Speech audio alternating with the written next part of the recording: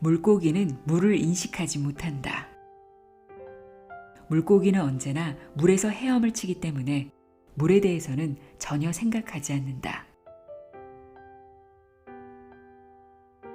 우리의 믿음 역시 우리에게는 정상적인 환경이다. 우리는 이 믿음 속에서 언제나 헤엄을 친다.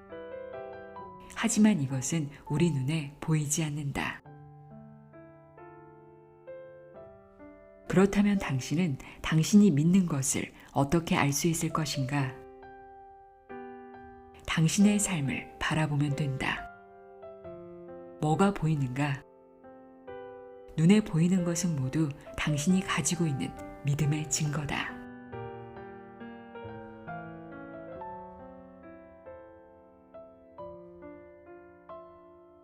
안녕하세요. 나의 소리책 갈피 소리내어 읽다입니다. 시크릿 책을 읽고 생각이 현실이 되는 끌어당김의 법칙을 실천해 보신 분들 많으시죠? 자신이 원하는 현실을 끌어당긴다는 것이 말로는 참 쉬운데 정말 효과가 있는 건지, 지금 잘하고 있는 건지 막상 실천하면 모호하고 어렵게 느껴지는데요.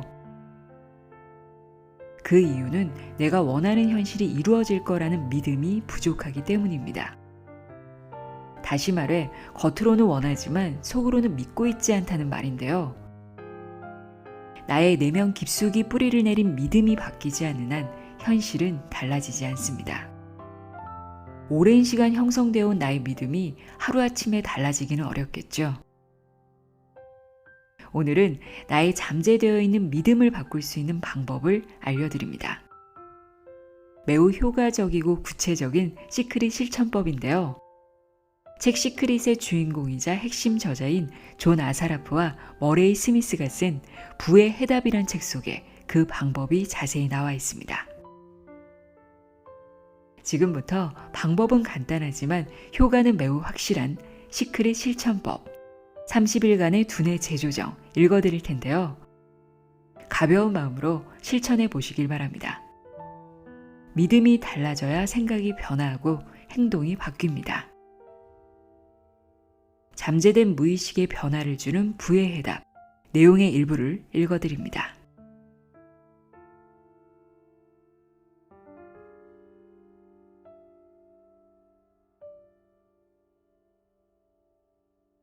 (30일간의) 두뇌 재조정.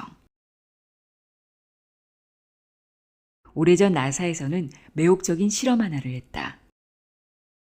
우주인이 오랜 시간 무중력 환경에서 노출될 때 경험할 수 있는 공간 및 방향 감각의 상실이 생리적으로나 심리적으로 어떤 영향을 주는가에 대한 실험이었다. 나사는 실험 대상자들에게 특수 제작한 안경을 쓰게 했다. 눈에 비치는 모든 상이 180도 뒤집어져 보이는 안경이었다. 실험에 참가한 사람들은 하루 24시간 내내 이 안경을 착용했다. 심지어 잠을 잘 때도 이 안경을 벗지 못하게 했다. 이렇게 한 뒤 대상자들에게 어떤 일이 일어나는지 관찰했다. 처음에 사람들은 극단적인 스트레스와 불안에 휩싸였다. 이런 사실은 혈압 및 기타 생체 상태를 나타내는 수치로 확인할 수 있었다. 그런데 점차 사람들은 이 새로운 스트레스에 적응하기 시작했다. 하지만 그렇다고 해서 스트레스가 완전히 사라진 것은 아니었다. 눈에 보이는 모든 세상이 거꾸로 뒤집어져 있었으니 그럴 수밖에 없었을 것이다. 그런데 실험이 시작된 지 27일째 한 사람에게 놀라운 일이 일어났다. 그의 눈에 비친 세상이 다시 원래대로 돌아왔던 것이다. 여전히 이 안경을 쓰고 있었음에도 불구하고 거꾸로 뒤집혀 보이던 세상이 다시 똑바로 보이기 시작했다. 그래서 주변의 모든 것을 정상적으로 바라볼 수 있게 되었다. 그리고 며칠 더 지나자 실험에 참가한 모든 사람들에게도 같은 현상이 일어났다. 도대체 어떻게 된 것일까?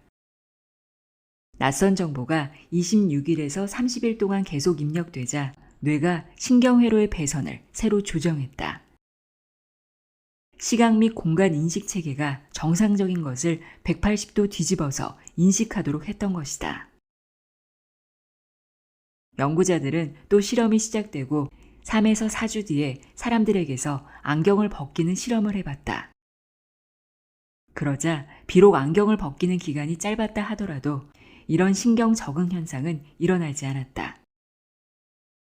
요컨대 새로운 지각 정보가 25일에서 30일 동안 지속적으로 주입될 때 무의식적인 뇌는 이 새로운 환경에 적응해야 함을 인정하고 이 새로운 환경을 정상적인 상태라 여긴다는 말이다. 그렇다면 필자인 우리는 어떤 결론을 내렸을까? 무의식적인 뇌가 새로운 결정사항을 받아들여 인정할 수 있도록 하려면 약 30일 동안 두뇌 재조정 기법들을 꾸준하게 실시해야 한다는 게 우리가 내린 결론이다. 지난 20년 동안 수천 명의 고객들을 상대한 결과를 바탕으로 우리는 이 점을 확신한다. 두뇌 재조정이란 당신이 마라톤 대회에 참가하고 싶다고 마음먹었다고 상상하자.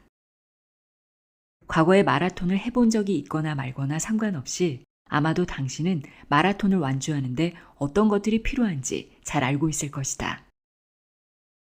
그저 오늘 이렇게 결정했다고 내일 당장 할 수 있는 게 아니다. 마라톤 완주 준비는 사나흘 만에 뚝딱 끝나는 그런 것이 아니다. 시간이 필요하고 꾸준한 노력이 필요하다. 날마다 훈련해야 한다. 근육을 기르고 강화해야 하며 폐와 심장을 훈련시켜야 하며 신체 전반을 마라톤이라는 새로운 활동에 점차 적응시켜야 한다. 뇌도 마찬가지다. 어떻게 하면 뇌의 신경망을 재조정해서 새로운 믿음에 걸맞은 새로운 습관을 갖추도록 하고 또 외부적으로 억지로 하려는 게 아니라 성공이 자연스럽고도 유기적인 과정을 통해 내부적으로 이루어지게 할 수 있을지 지금부터 제시할 것이다. 우리는 당신이 설정한 목표와 소망들을 당신의 무의식적인 뇌의 신경 양상으로 변환시킬 수 있는 소위 두뇌 재조정이라는 과정을 개발했다. 이것은 의식적인 뇌를 위해서 목표와 소망을 종이에 적은 뒤 잊어버리는 것과는 완전히 다른 것이다. 마라톤 대회에 참가하려고 준비를 할 때와 마찬가지로 이 과정은 당신의 신경망이 목표를 성공으로 이끄는 데 필요한 것을 수행할 수 있도록 당신 두뇌의 신경망을 재조정한다. 그렇기 때문에 이 과정은 날마다 꾸준한 노력을 필요로 한다. 그렇다고 해서 엄청난 노력을 들여야 하는 거대한 작업은 아니다. 솔직하게 말하면 우습다고 할 정도로 쉽다. 사람들이 하지 않을 뿐이지 결코 어렵거나 힘든 게 아니다. 하지만 해보면 모든 게 달라질 것이다. 완벽함보다 꾸준함이 중요하다. 두뇌 재조정 과정의 가장 큰 미덕 가운데 하나는 매우 관대하다는 점이다. 이 과정의 모든 부분을 다 완벽하게 하려고 굳이 애쓰며 스트레스 받을 필요가 없다. 사실 이 과정의 그 어떤 부분도 스트레스가 필요 없다. 우리는 당신이 실천할 수 있는 여러 가지 다양한 방법을 제시할 것이다. 하지만 이 모든 것들을 결코 수정해서는 안 되는 금과 억조의 프로그램이나 처방전으로 받아들이지 않아도 된다. 이건 운동 연습을 하는 것과 같다. 정교하게 고안된 프로그램을 따를 때 더 나은 운동 효과를 얻을 수 있을까? 물론 그렇다. 하지만 전문 운동선수가 아닌 일반인이 아침 운동을 할 때 굳이 이런 정교한 프로그램에 정확하게 따라야만 할까? 물론 그렇지 않다. 일반 사람들은 대부분 운동량이 적기 때문에 날마다 15분씩 빠른 걸음으로 걷는 것만으로도 상당한 효과를 본다. 물론 하루에 15분씩 걷는 훈련을 해서는 올림픽에 나가서 메달을 따지는 못할 것이다.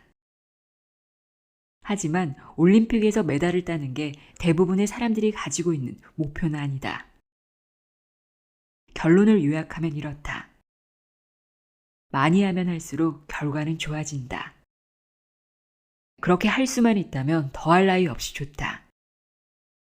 하지만 중요한 건 많이 하는 게 아니라 한다는 것이다. 이 과정에서 가장 중요한 점은 복잡하거나 어렵지도 않고 시간을 많이 잡아먹지도 않는다는 사실이다.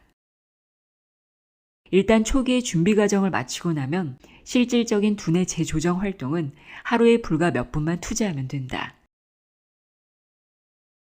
이 과정을 효과적으로 수행하기 위한 핵심적인 조건은 선명함과 지속성이다. 1단계, 새로운 비전을 세워라. 우선 당신 인생의 강력한 재정적인 비전을 세워라. 여기에는 세 가지 요소, 즉 순자산, 연간 총수입, 그리고 연간 총기부액도 포함시켜야 한다. 당신이 달성하고자 하는 것이 무엇인지 100% 확실히 알아야 한다. 양자 우주가 작동하는데 모호함이란 있을 수가 없다. 새로운 사업을 하기 위해서 당신이 창조한 씨앗에 모호함이 조금이라도 들어가 있어서는 안 된다. 무의식적인 뇌는 모든 기억을 가지고 있다. 뿐만 아니라 상상한 것에 대한 기억까지도 가지고 있다. 무의식적인 뇌는 실제 현실에서 일어났던 경험과 당신의 마음속에서 일어났던 경험을 구분하지 못한다는 사실을 잊지 마라. 어떤 생생한 경험을 상상할 때 신경과학 용어로 표현하자면 그 경험이 발생할 때 뇌는 그 경험을 마치 당신이 앉아있는 의자나 당신의 손처럼 구체적이고 생생한 실제 현실로 바라본다. 내가 샌디에고에 멋진 집을 사서 거기에 살게 된 것도 아주 당연한 결과였다. 이유는 다음과 같다. 무의식적인 뇌 차원에서 볼 때 비전보드에 붙어있던 그 집의 사진을 수천 번 바라본 뒤에 나는 이미 그 집을 사서 그 집으로 이사를 해서 살았기 때문이다. 내 뇌의 믿음센터는 비전보드 속의 그 집을 나의 집으로 파악했으며 이런 일이 실제 물리적인 세계에서 일어나도록 나의 감각과 의식적인 뇌는 총력을 기울였던 것이다. 무의식적인 뇌는 실제 일어난 사건과 상상 속에서 일어난 사건을 구분하지 못한다. 하지만 그 사건이 얼마나 강한 인상을 남겼는지는 구분한다. 현실에서 실제로 일어났든 아니면 상상 속에서 일어났든 상관없이 뇌에 더욱 깊이 각인된 기억은 그렇지 않은 기억보다 더 큰 영향력을 발휘한다. 각인이 어느 정도의 힘을 발휘할 수 있을지 결정하는 것은 무엇일까? 어떤 기억이 발휘할 수 있는 힘의 크기를 규정하는 것은 반복과 충격, 즉 정서적인 내용이라는 두 가지 요소다. 이 두 요소 모두 결정적이다.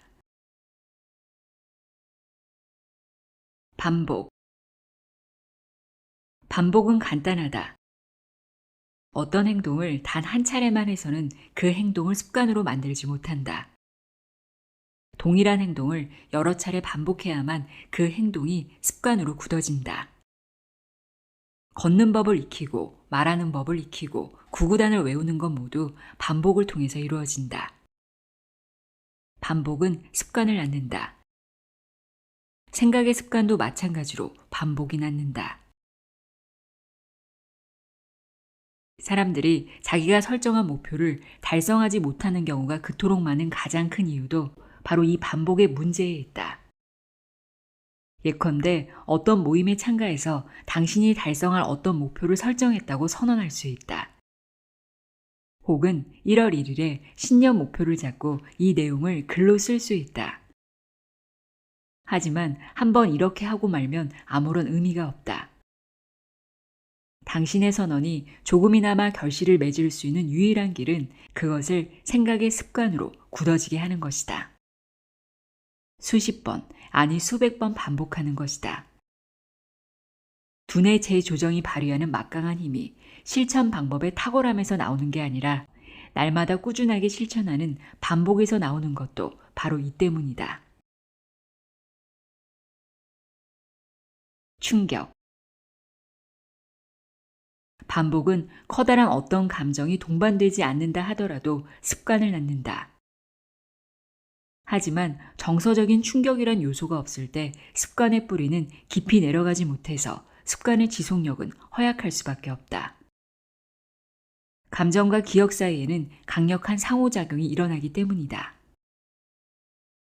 첫 아이의 탄생이나 치명적인 교통사고처럼 강력한 정서를 동반한 사건들은 예컨대 6달 전에 어떤 친구가 우연히 찾아와서 함께했던 점심 식사보다 뇌에 훨씬 더 강한 충격을 준다. 당신은 2002년 1월 8일에 어디에서 무엇을 했는지 기억할 수 있는가? 그날이 당신의 생일이 아니었다면 아마 기억하지 못할 것이다. 그날이 화요일이었다고 하면 기억을 떠올리는데 조금 도움이 될까? 하지만 그래도 기억하지 못할 것이다. 하지만 이보다 넉 달 더 과거에 존재했던 어떤 화요일을 예로 들어보자. 2001년 9월 11일이다. 이날 당신은 어디에서 무엇을 했는지 좀 더 정확하게 기억할 수 있을 것이다. 왜 이런 현상이 빚어질까? 2001년 9월 11일에 일어났던 테러 행위와 직접적인 관련이 없었다면 이 화요일에 당신이 처했던 주변 환경은 2002년 1월 8일 화요일에 당신이 처했던 주변 환경과 크게 다르지 않을 것이다.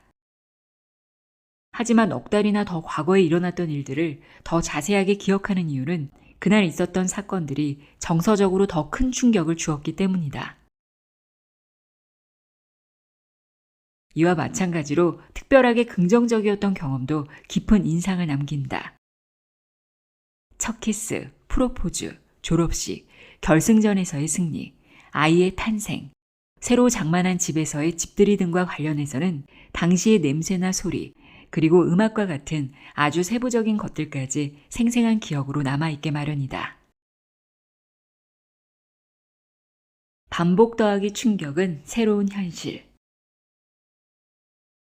자, 당신의 목표가 올림픽에 참가해서 금메달을 따는 것이라고 치자.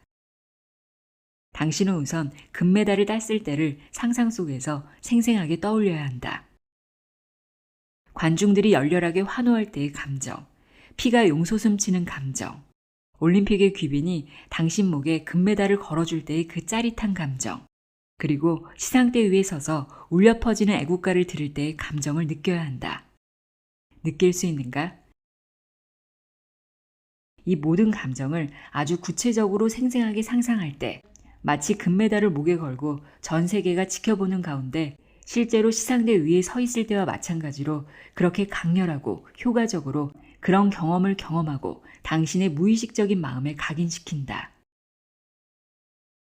이것을 생생하게 그리고 지속적으로 자주 반복해라. 그러면 머지않아서 당신은 올림픽 금메달리스트가 된 자기 자신을 상상하는 것에서 멈추지 않고 실제로 그렇게 되어가고 있을 것이다. 더 나아가 당신은 금메달리스트가 하는 행동을 하고 금메달리스트가 하는 만큼 연습을 할 것이다. 금메달리스트처럼 살면서 금메달리스트가 끌어당기는 주변 환경들을 역시 끌어당길 것이다. 이 말이 전혀 근거 없는 것처럼 들린다면 올림픽 메달리스트에게 이런 상상을 해본 적이 있느냐고 물어보라. 아마도 여러 해 동안 날마다 이런 상상을 했다는 대답을 들을 것이다. 이것이 최고의 운동선수, 최고의 연주가, 최고의 배우, 최고의 무용가, 유명한 연설가, 대통령, 성공한 최고 경영자가 그 최고의 자리에 올라설 수 있었던 비법이다. 당신이 어떤 것을 영상적으로 상상하면 당신이 성취하고자 하는 것과 직접 연결이 되는 신경망이 뇌 속에서 실제로 생성된다. 당신의 청사진을 실제 현실로 구현할 수 있도록 필요한 자원들을 끌어당기는 씨앗이 만들어진다. 간단한 진리다. 씨앗이 없으면 나무도 없다. 나무를 원하는가? 그렇다면 씨앗을 만들어라. 영상적으로 상상하는 것이야말로 제대로 된 씨앗을 만드는 방법이다. 상상이 반드시 영상적일 필요는 없다. 상상 속의 영상적인 이미지가 모든 사람에게 똑같이 쉽게 다가오진 않는다. 사람은 모두 다르다. 예를 들어서 어떤 사람들은 시각적인 것보다 특정한 소리나 촉감 혹은 냄새에 더 강력하게 자극을 받을 수 있다. 또 혹은 성취하고자 하는 목표를 달성했을 때를 상상하는 경험 속에 오감의 전 스펙트럼이 동원될 수도 있다.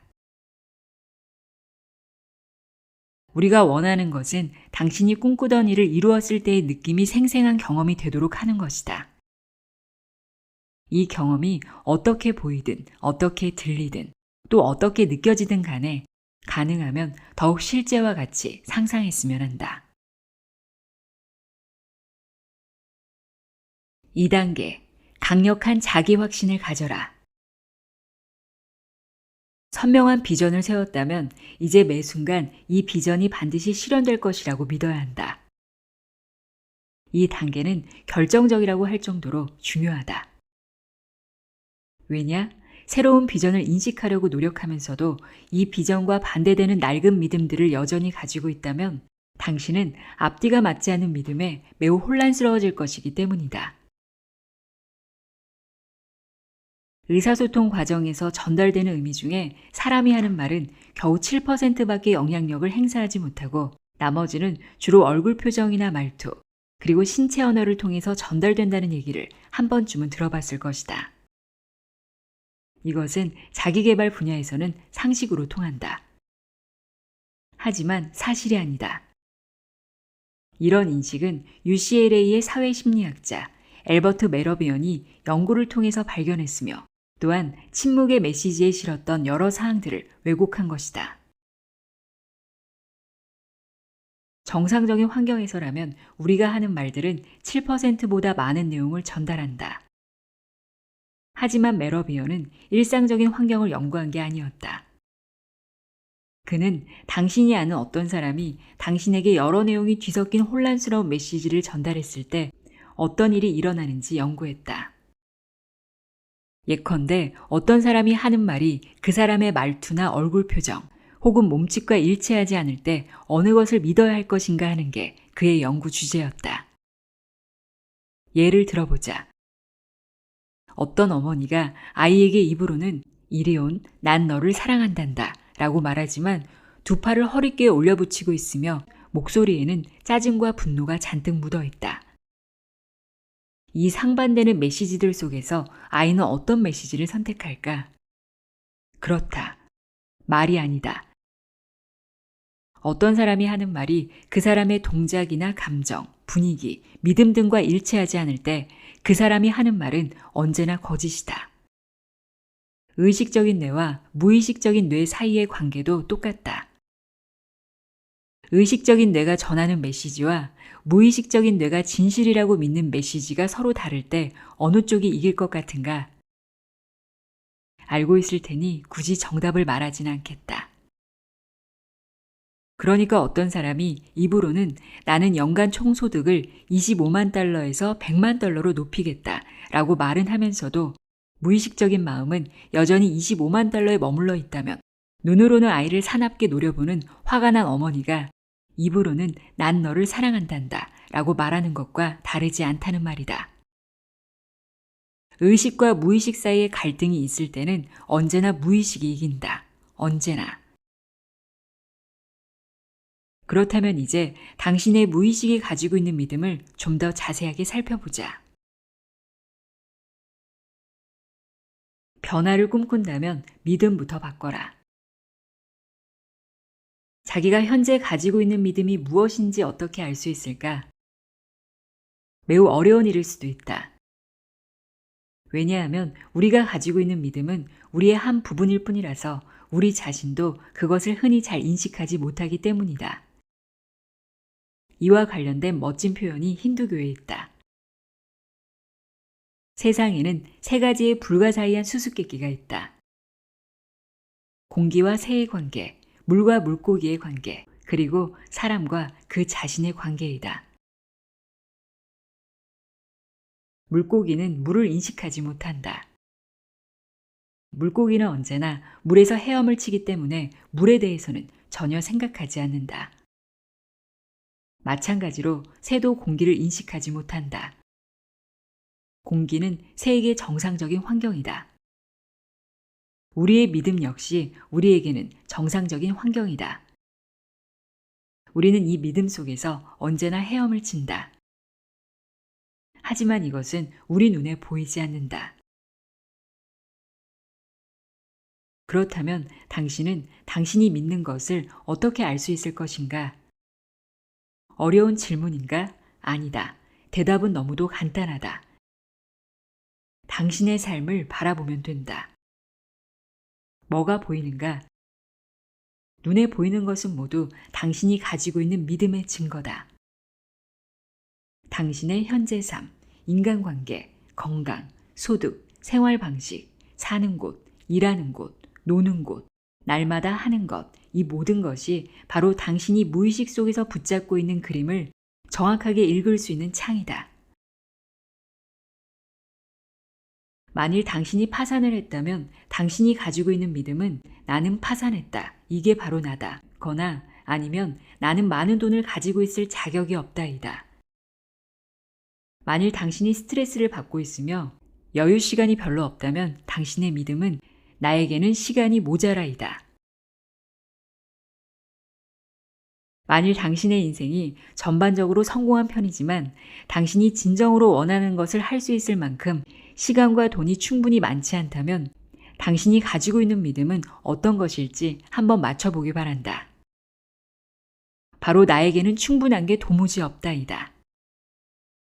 그런데 이런 상황에서 만일 당신이 그래 맞아 충분한 게 없어. 하지만 언젠가 머지않아 그런 여유가 생길 거야. 분명히 라고 생각한다면 미안하지만 오산이라고 말해줄 수밖에 없다. 무의식에는 과거나 미래는 없고 오로지 지금 이 순간의 현재밖에 없기 때문이다. 결국 당신의 무의식적인 뇌는 당신을 언젠가라는 미래의 굴레 속에 영원히 가둘 것이고 당신은 호박 속의 화석으로 갇혀있는 파리 신세가 되고 말 것이다. 첫 번째 단계는 당신이 주체라는 사실을 인정하는 것이다. 당신의 삶은 당신이 만드는 것이고 이때 사용하는 기본적인 도구는 당신의 믿음이다. 만일 당신이 처한 상황을 바꾸고 싶으면 당신이 어떤 믿음을 가지고 싶은지 결정해라. 긍정적인 자기 확신을 가져라. 효과적으로 자기 확신을 할 수 있는 글을 쓸 때 가장 중요한 점은 대담하고 선명하고 긍정적이어야 하며 아울러 현재 시제를 유지해야 한다는 것이다. 사람들은 보통 부정적인 방식으로 목표를 설정한다는 사실, 즉 자기들이 원하는 것에 초점을 맞추지 않고 원하지 않는 것에 초점을 맞추는 경향이 있음을 우리는 알았다. 나는 서로가 만족하는 평생 가는 인간관계를 맺고 싶다 라는 진술과 나는 슬프고 외롭게 사는 삶은 정말로 원하지 않는다 라는 진술이 같은 내용을 말하는 두 가지 방식으로 보일 수 있다. 하지만 절대로 같지 않다. 두 진술은 무의식적인 뇌에 정반대의 메시지를 전하고 있다. 무의식적인 뇌는 원한다와 원하지 않는다의 차이를 알지 못한다. 다만 서로가 만족하는 평생 가는 인간관계와 슬프고 외롭게 사는 삶밖에 듣지 못한다. 의식적인 뇌는 이 진술들을 논리적이고 선형적으로 파악한다. 논리적인 뇌는 2개 혹은 3개 이상의 동시에 초점을 맞추지 못한다. 하지만 무의식적인 뇌는 100만 개까지도 동시에 초점을 맞출 수 있다. 무의식적인 뇌는 첫째는 이것, 그 다음에는 저것, 그리고 다시 그 다음에는 식으로 생각하지 않는다.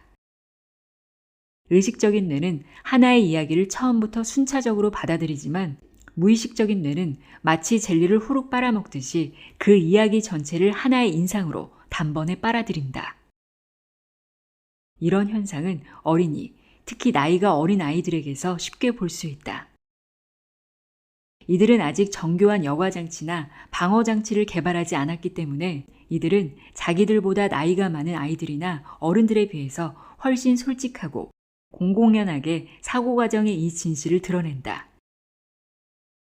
만일 당신이 어린아이에게 어떤 것을 하지 말라고 말할 때 이 어린이는 어떤 것에 이끌릴까? 그 아이는 당신이 하지 말라고 말한 바로 그것에 이끌리고 만다. 자, 여기에서 이해를 돕기 위해 다른 예를 들어보자. 만일 당신이 유치원에 다니는 아이에게 식사를 할 때 음식을 흘리지 않도록 주의를 주고 싶다고 치자. 만일 음식 흘리지 마라 라고 말하면 과연 그 아이가 음식을 덜 흘릴까? 천만에 그렇지 않다. 오히려 이 아이는 음식을 더 흘리게 된다. 우리가 우리 자신에게 어떤 메시지를 전할 때도 마찬가지다. 아니 수백 배 더 강력하게 이런 현상이 나타난다. 왜 그럴까? 아이에게 음식을 흘리지 말라고 말하는 게 하루에 몇 번이나 될까? 한 번이나 두 번, 혹은 많아야 서너 번이다. 하지만 만일 당신 스스로에게 이와 비슷한 어떤 경고를 한다고 치자. 예를 들어서 무슨 일을 하든 간에 초조하게 굴지 말자 라고 말한다고 치자. 하루에 이런 말을 당신 자신에게 몇 번이나 할 것 같은가? 좋기 수십 번은 한다. 우리가 우리 자신에게 하는 말은 수십 번, 수백 번, 수천 번, 수만 번 반복된다. 당신에게 누구보다도 압도적으로 커다란 영향력을 행사하는 사람은 바로 당신 자신이다. 당신보다 당신의 귀에 그토록 많이 속삭이는 사람은 없기 때문이다. 자기 확신 목록 만들기. 노트에 당신의 강력한 비전을 지지하는 데 필요하며 또 당신이 원하는 여러 믿음들을 대변하는 긍정적인 글들을 다음과 같이 적어보자. 나는 열정과 목적을 가지고 하루하루를 살아간다. 나는 내가 하는 모든 것에 성공한다. 나는 나의 능력을 존경하며 늘 내가 가진 잠재력을 충족시킨다. 나는 나에게 필요한 돈을 늘 넉넉하게 가지고 있다. 나는 내가 설정한 여러 목표와 꿈을 쉽게 달성한다. 나는 뭐든지 할 수 있다는 자신감으로 충만하다. 나는 무엇을 하든 언제나 부유하고 성공한다. 나는 내가 가진 재산과 행운을 매우 현명하게 사용한다. 나는 내가 설정한 목표와 꿈을 달성하는 데 필요한 모든 자원을 가지고 있다. 돈을 버는 일은 나를 흥분시키고 또 나에게 힘을 불어넣는다. 나는 온갖 자원을 풍부하게 가지고 있는 강력한 창조자다. 아침에 해가 새로 뜰 때마다 나는 모든 점에서 어제보다 더 나아진다. 나는 어떤 일을 하든 결단성이 있고 끝까지 밀어붙이며 열정을 발휘한다. 나는 집중을 하고 끈질기다. 나는 행복하고 나 자신과 아무런 갈등 없이 평화롭다. 나는 내가 강력해지도록 허락한다. 비전과 마찬가지로 당신이 설정하는 자기 확신 내용은 진정으로 말하고자 하는 것을 정확하게 드러내는 선명하고도 강력한 표현이어야 한다. 그렇게 완성될 때까지 시간을 들여서 정리하고 수정하고 더욱더 정교하게 만들어야 한다. 위에 예시한 목록에서 우리는 좀 더 많은 자기 확신의 사례들을 제시했다. 당신의 창조적인 과정을 좀 더 쉽게 하기 위해서다. 만일 위에 열거한 목록 가운데서 당신이 정말 바라는 게 있다면 그것을 그대로 적어도 된다. 하지만 이 목록에서 골라야겠다는 생각은 하지 마라. 이건 그저 예를 든 것일 뿐이다. 어떤 진술을 본인이 직접 작성할 때 그 진술은 가장 강력해진다. 자기를 가장 잘 아는 사람은 바로 자기 자신이기 때문이다. 3단계 긍정적 기억으로 뇌 속 신경회로를 바꿔라. 앞서 예로 들었던 두 개의 서로 다른 화요일 이야기를 기억할 것이다.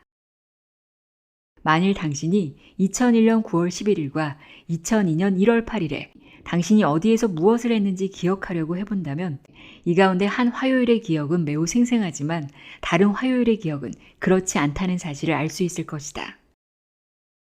그런데 왜 이런 차이가 날까? 그것은 바로 9.11 사태와 관련된 정서적인 충격이 작용했기 때문이다. 당신이 선택하는 어떤 믿음이나 자기 확신의 충격을 심화시키는 소위 신경 접속이라는 기법이 있다.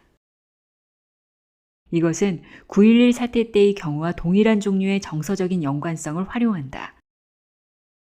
즉, 어떤 다른 기억과의 연관성 속에 이미 존재하는 어떤 강력한 감정들을 새로운 믿음과 연결시킴으로써 신경 연결을 완수한다. 신경 연결은 늘 우리에게서 일어나는 현상이다. 어떤 특정한 냄새를 맡고, 예를 들면 봄에 처음 잔디를 깎을 때의 냄새, 가을에 낙엽을 태울 때의 냄새, 서랍에서 꺼낸 양모 스웨터의 냄새, 오랫동안 먹어보지 않았던 음식이 오븐 속에서 조리되면서 내는 냄새를 맡고 아득하게 먼 과거의 기억이 갑자기 생생하게 떠오른 적이 많을 것이다. 사람이 가지고 있는 기억이 자연과 강력하게 연관되어 있기 때문이다.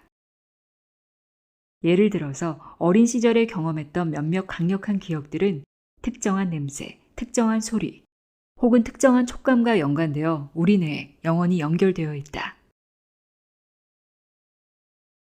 이런 연관성을 당신이 하는 일에도 적용할 수 있다. 방법은 다음과 같다. 우선 당신의 기억 창고에서 여태껏 살아오면서 특별히 강력한 힘을 느꼈던 긍정적인 사건 혹은 짜릿한 전율이나 승리감을 느꼈던 순간을 검색해라. 당신이 찾는 것은 뇌에 이미 존재하는 신경문이다. 이 신경문의는 고착성, 즉 어떤 생각이 들러붙을 수 있는 강력한 감정을 가지고 있는 것이다. 그 다음에는 노트에 이 사건을 설명하는 내용의 글을 한두 문장으로 적어라. 나중에 필요할 때 당신이 이 사건으로 쉽게 돌아갈 수 있게 하기 위해서다. 자, 그럼 이제 눈을 감고 잠시 그때의 그 사건을 다시 한번 떠올려라. 당신이 무엇을 보는지, 듣는지, 냄새 맡는지, 어떤 촉감을 느끼는지, 요컨대 무엇을 경험하는지 자세하게 관찰해라. 모두 마쳤으면 어떤 인상을 받았는지 간략하게 정리해라. 굳이 문법적으로 완전한 문장이 아니어도 된다. 이 경험이 촉발하는 감정들을 환기시킬 수 있는 단어들을 나열해도 괜찮다. 그럼 이제 당신의 자기 확신 내용을 선택하라. 가능하면 짧으면서도 당신이 새로운 믿음으로 각인하고자 강력하게 원하는 진술을 선택하라. 나는 뛰어나고 정통한 사업가다 라는 진술을 선택했다. 성장하는 동안 나에게 절대적으로 필요했던 믿음이며 지금까지도 내가 사업을 성공적으로 이끄는데 결정적으로 필요한 내용이기 때문이다. 이제 다시 눈을 감고 그 강력했던 기억을 다시 떠올려라. 당시의 모든 감각적인 느낌들을 떠올려라. 그리고 이 느낌들이 당신에게 충만할 때 당신이 선택한 진술을 반복해서 말해라. 소리를 내어도 좋고 마음속으로만 말해도 좋다. 자, 어떤 일이 일어날까? 실제로 일어난 사건이든 아니면 마음속에서만 일어난 사건이든 간에 어떤 사건이 강력한 감정을 환기시키면 뉴런이 시냅스 간극을 뛰어넘을 때 신경 전달 물질과 함께 단백질이 방출된다. 그리고 그 결과 이 사건은 신경회로의 결합이 되는데 이 결합의 강도는 이 사건이 중성적인 생각이나 기억일 때보다 더 강력하다. 당신이 이 강력한 사건을 떠올려서 과거의 그 감정에 젖어들면 단백질은 다시 한번 더 강력하게 방출된다. 당신이 새로운 자기 확신의 내용을 그 사건에 접합시킬 때 그 생각을 기존의 이 신경회로에 물리적으로 강하게 묻게 된다는 말이다. 그럼 여기에서 내 경우를 예를 들어서 보여주겠다. 나는 17살 때 오리건 주립대학교에서 농구 선수로 장학금을 받았다. 지금도 결코 잊을 수 없는 어떤 경기에서 나는 포인트 가드로 나서서 댄 브로더라는 굉장한 선수와 호흡을 맞추었다. 그때 브로더의 키는 204cm였고 내 키는 189cm였다. 그때의 그 느낌이 너무도 강력하고 생생해서 언제든 그때의 그 느낌을 되살릴 수 있다. 그래서 나는 그 순간으로 되돌아가서 농구 코트를 완벽하게 지배하는 그 느낌에 흠뻑 젖어든다. 그리고 나는 뛰어나고 정통한 사업가라고 생각한다. 나는 내 무의식에 주입하고 싶은 이 새로운 믿음을 그 멋지고 신나는 느낌에 접합시킨다. 그 느낌을 기존에 있던 신경회로에 접합시킴으로써 30년도 더 된 그 멋진 느낌이 나의 새로운 믿음과 공명이 일어나도록 한 것이다. 4단계 신경회로 변경을 위한 재료를 준비하라. 신경회로 변경을 위한 재료는 당신의 비전과 자기확신 내용을 물리적으로 표현한 것으로서 당신은 이 비전과 자기확신 내용을 모든 감각을 통해서 무의식적인 뇌에 전달할 수 있다. 가장 보편적인 각인 비전으로는 다음과 같은 것들이 있다. 글로 쓴 진술. 비전의 진술 가운데 현재로서 가장 완벽하다고 생각하는 내용을 출력해라. 자기 확신 내용을 한 장으로 축약하는 게 좋다. 이걸 코팅해도 좋고 다이어리에 끼워 보관해도 좋다. 녹음 기록. 당신이 자기 확신 내용을 읽는 것을 녹음해라. 이 녹음 내용을 두뇌 재조정 과정에서 활용해도 좋고 하루 종일 아무 때나 들어도 좋다. 또한 이 녹음 내용의 배경을 아름답고 편안한 음악으로 깔 수도 있다. 이런 작업은 스마트폰으로 손쉽게 할 수 있다. 잠재의식 매체. 선택한 생각들을 잠재의식으로 보내는 좀 더 강렬한 방법으로 잠재의식 매체를 동원할 수 있다. 예를 들어서 당신이 자기 확신 내용을 읽는 것을 녹음한 내용을 의식적인 뇌로는 파악하지 못하는 작은 음량의 오디오 파일을 만들 수 있다. 이것의 장점은 녹음 내용이 당신 뇌의 의식적인 여과 장치를 무사 통과해서 곧바로 무의식의 영역으로 들어갈 수 있다는 점이다. 잠재의식 매체로는 음성 녹음 및 영상 녹음과 관련된 소프트웨어뿐만 아니라 잠재의식과 관련된 소프트웨어를 동원할 수도 있다. 그래서 평소에 일상적인 활동을 하면서도 자기가 정리한 시각화 내용이 자기의 무의식 속으로 흘러들어가게 할 수 있다. 비전 보드 만들기.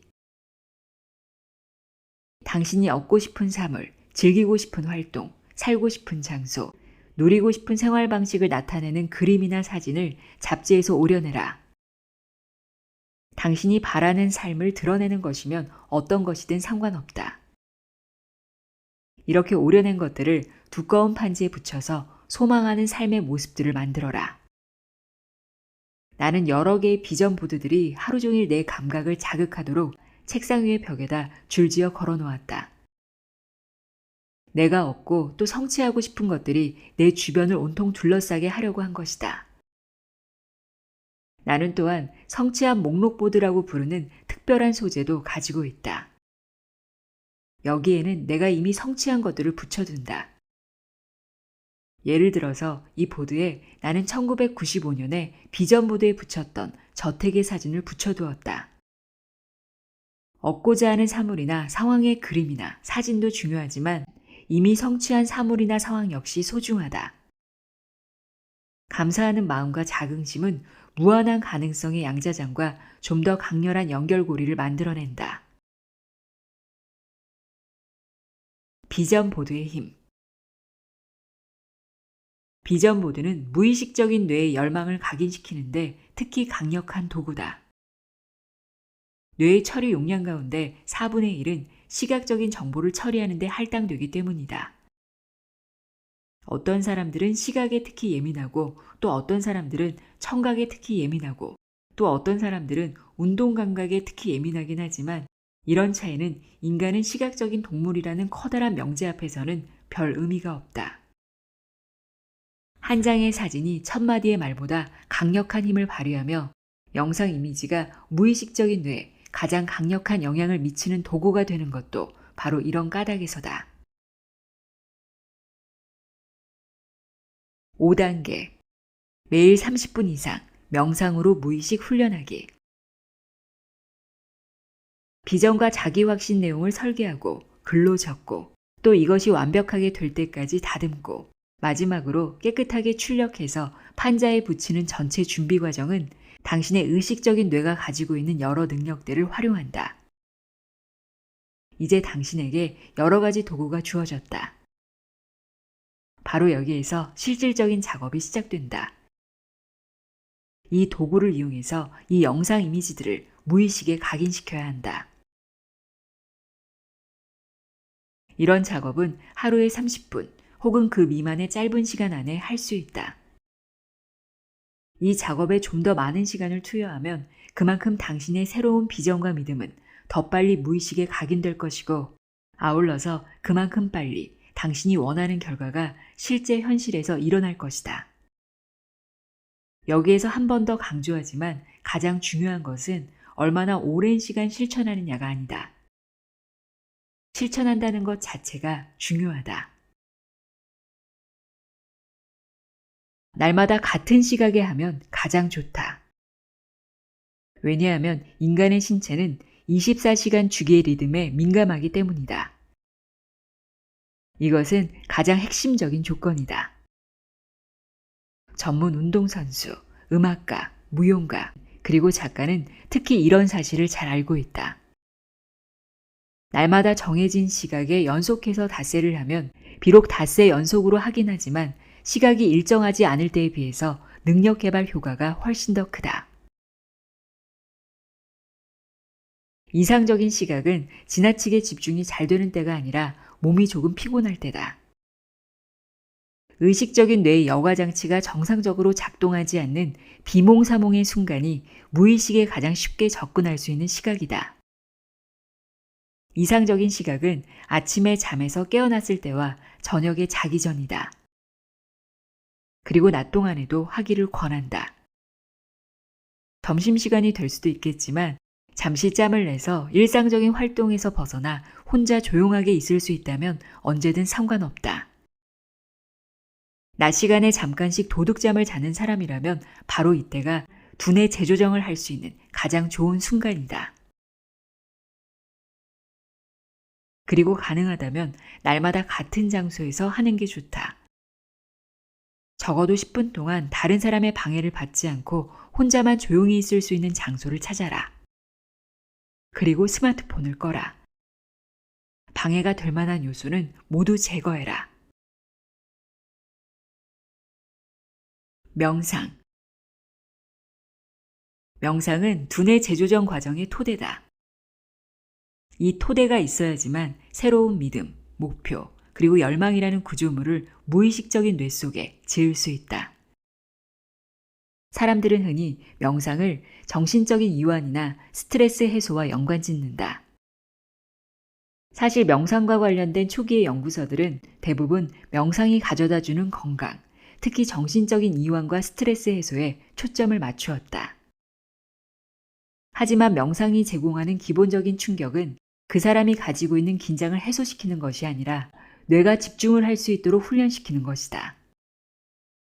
명상이 스트레스를 해소하는 데 놀라운 효과를 발휘하는 것도 정확하게 따지자면 이완에 집중할 수 있도록 해주는 명상의 능력 때문이다. 지난 30년 내지 40년 동안 명상과 명상의 효과를 주제로 수많은 연구가 이루어졌다. 33개국의 250개 대학 혹은 연구소에서 1000명이 넘는 과학자들이 명상의 효과를 주제로 한 논문을 발표했다. 이 논문들 가운데 다수가 유수의 과학 잡지들에 게재되었는데 이 논문들은 명상에 관한 다음과 같은 사실들을 입증했다. 명상은 집중력을 향상시킨다. 명상은 관찰력을 향상시킨다. 명상은 활동력을 향상시킨다. 명상은 창조성과 지능을 향상시킨다. 명상은 기억력과 학습 능력을 향상시킨다. 명상은 스트레스를 줄여주고 내면적인 평온함을 증진시킨다. 명상은 행복감과 자긍심을 향상시킨다. 명상은 근심과 걱정을 줄여준다. 명상은 전반적인 건강 상태를 향상시킨다. 사람들은 보통 일상생활에 너무도 깊이 매몰되어 끊임없이 무엇인가를 하고 또 하기 때문에 우리 뇌는 흔히 섬세한 어떤 신호들을 놓쳐버리고 만다. 이렇게 해서 우리가 설정한 목표를 달성하는 데 도움이 되는 가장 중요한 정보를 포착할 수 있는 가능성의 희망까지도 말라버린다. 바벨이나 덤벨이 흉근과 복근 및 기타 근육들을 발달시키는 것과 마찬가지로 명상은 초점의 근육을 개발시킨다. 명상은 뇌를 훈련시키며 이 훈련이 성과를 거두면 새로운 목표와 비전에 대한 메시지에 더 잘 집중하고 또 이것을 방출할 수 있게 되며 또 이 비전을 충족하는 데 필요한 해법들과 도구들과 자원들을 좀 더 쉽게 받아들일 수 있도록 주파수가 더욱 잘 맞추어진다. 명상하는 방법. 아무에게도 방해를 받지 않고 혼자 몇 분 동안 있을 수 있는 조용한 공간을 집에서 찾아라. 처음에는 6, 7분 정도의 시간을 들이면 충분하다. 마음은 정신적인 근육이나 마찬가지다. 이 정신적인 근육을 이두근이나 삼두근을 움직일 때처럼 움직이고 싶을 것이다. 그냥 조용히 그리고 편안하게 앉아라. 의자에 앉아도 좋고 바닥에 그냥 앉아도 좋다. 그리고 두 손을 맞잡아라. 아무 자세나 자기가 편한 자세로 잡으면 된다. 명상에서 가장 중요한 것은 자기에게 편안한 자세를 찾는 일이다. 자기가 불편하거나 특이한 어떤 자세를 굳이 취할 필요는 없다. 충분히 이완될 수 있도록 앉으면 된다. 그런 다음에 눈을 감고 숨이 들어오고 나가는 것에 집중하라. 코로 천천히 숨을 깊이 들이마셔라. 그 다음에는 입으로 숨을 뱉어라. 두세 번 더 같은 방법으로 호흡을 해라. 그런 다음에는 입을 다물고 코만으로 자유롭게 숨을 들이마시고 뱉어라. 이때 모든 관심을 인중에 집중해라. 이 과정을 6, 7분 동안 계속하라. 그러다 보면 자기 마음이 이리저리 떠돌기 시작하며 이런저런 생각을 한다는 사실을 깨달을 것이다. 이때 이런 현상을 판단하려 들거나 자기 자신을 비판하지 마라. 그저 어떤 일이 일어나는지 주시하면서 천천히 숨을 들이마시고 또 내쉬는 호흡에만 집중해라. 그리고 인중에 집중해라. 이렇게 이완된 자세로 계속 앉아서 자기 호흡을 주시해라. 처음 몇 분 동안에는 자기 마음을 쫓아다니는데 모든 시간을 허비하는 느낌이 들지도 모른다. 아무리 호흡에 집중하려고 해도 집중은 자꾸만 흐트러질 것이다. 어린아이를 지키고 앉아서 기회만 있으면 달아나는 아이와 끊임없이 씨름을 하는 것 같은 느낌이 들 것이다. 걱정하지 마라. 괜찮다. 무언가 잘못되고 있다는 생각이 들겠지만 그런 생각은 하지 마라. 잘못하는 게 아니다. 잘하고 있다. 며칠 동안 이런 현상은 계속될 것이다. 그래도 괜찮다. 자기가 하는 행동이 의식적인 마음의 햇빛을 전도엽의 돋보기로 모으는 것임을 기억해라. 바벨이나 덤벨을 가지고서 운동하는 것과 마찬가지로 의식적인 집중이라는 근육을 훈련시키기 시작한 것이다. 호흡에 얼마나 잘 집중하느냐는 중요하지 않다. 훈련한다는 것 자체가 중요할 뿐이다. 시간이 지나면 집중하는 게 점차 더 쉬워진다는 사실을 깨닫게 될 것이다. 양자 우주에서 관찰과 집중은 결정적이리만큼 중요하다. 우주에는 의도보다 더 강력한 힘은 없다. 전두엽을 훈련시킴으로써 그리고 호흡을 관찰하는 훈련을 함으로써 자기 마음을 평정하게 하는 능력을 강화하고 의도와 집중의 힘을 키운다.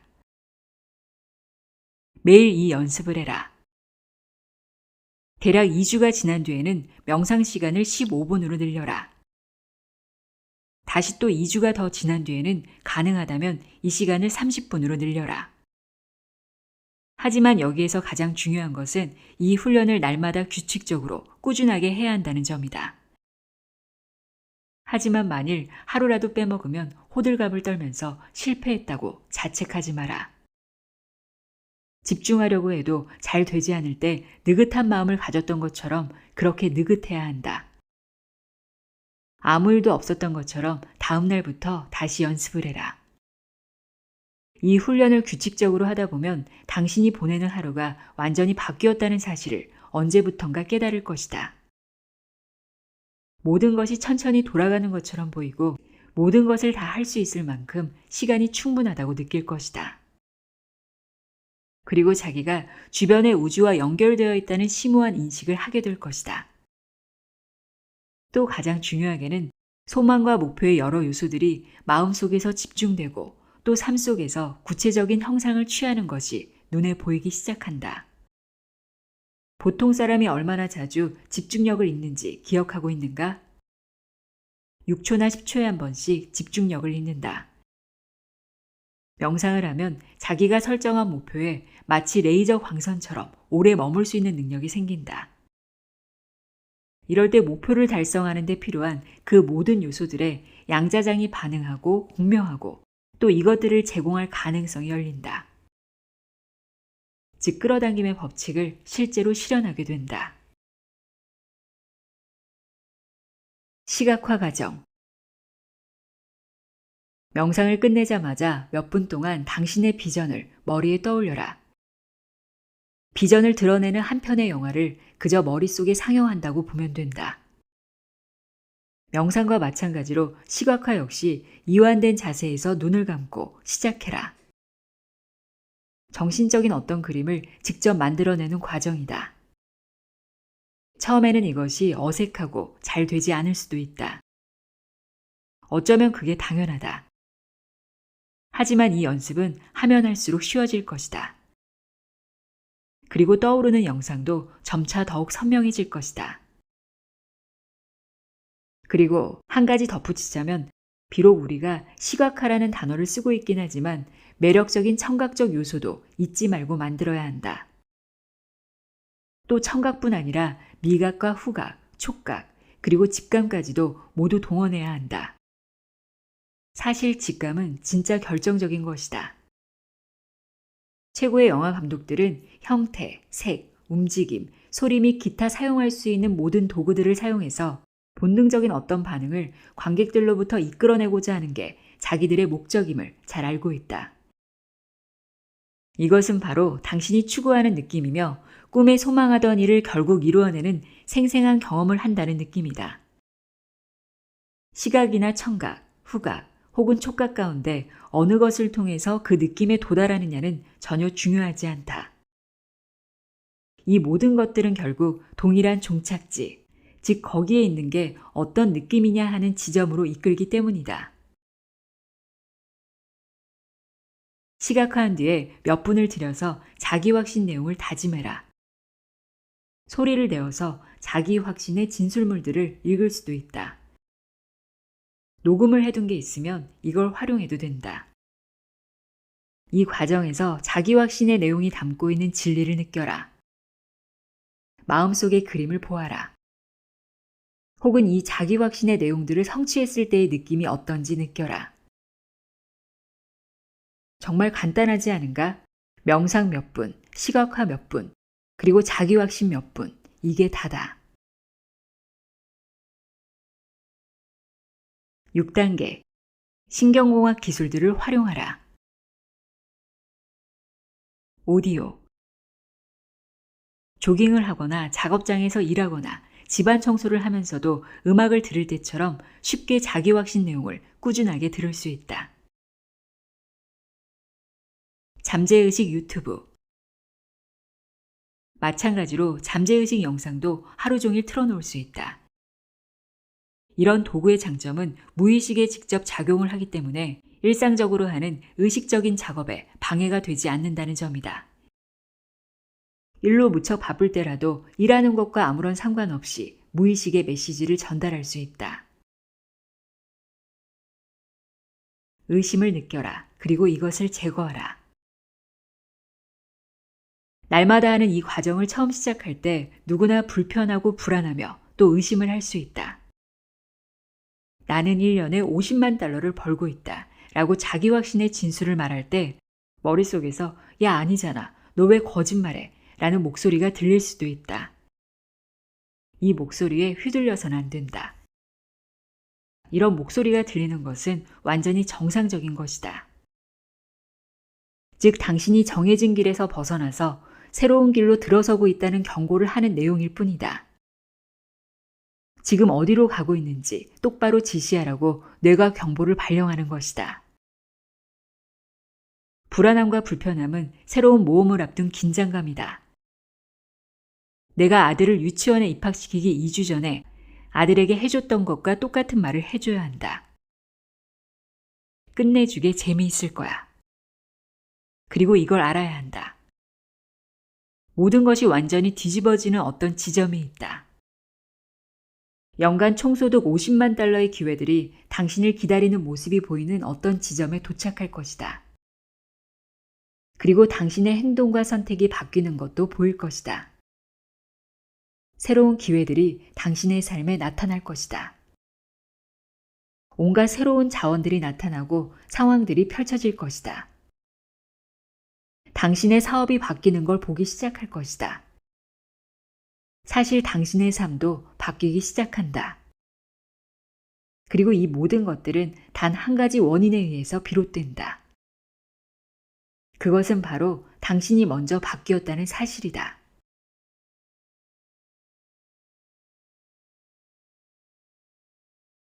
나의 소리책갈피 소리내어 읽다였습니다.